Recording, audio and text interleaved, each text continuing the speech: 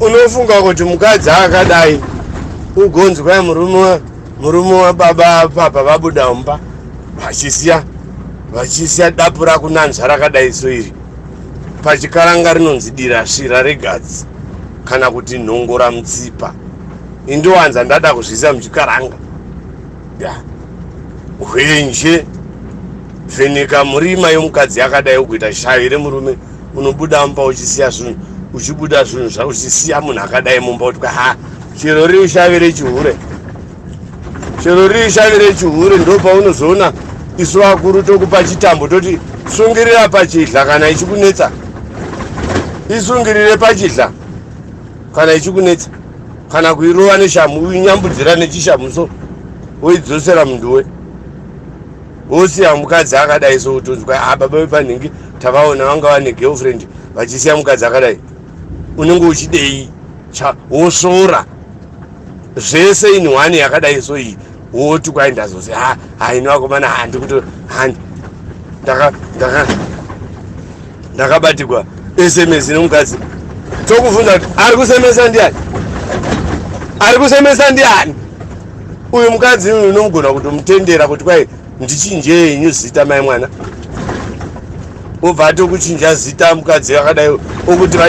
achigala mumba oti achigala mumba oti mai achigala mumba we oti mai achigala mumba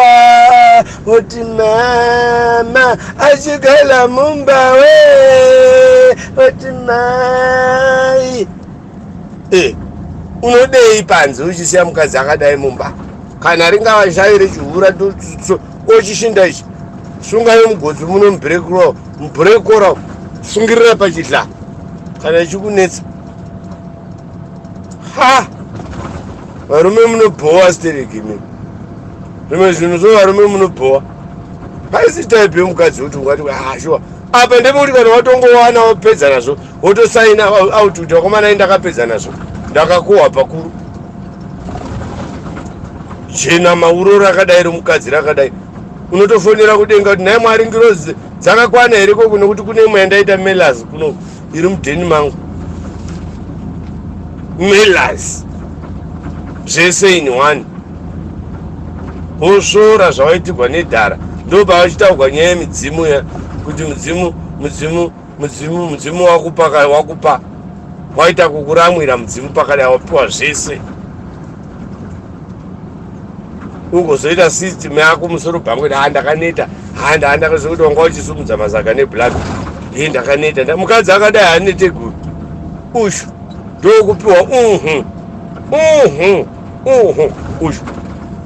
kwadaita zvangu zvidi hane zoro ndakamba hane ndakaneta uyo ngandimirire ipapo vanozoti ndotaurisa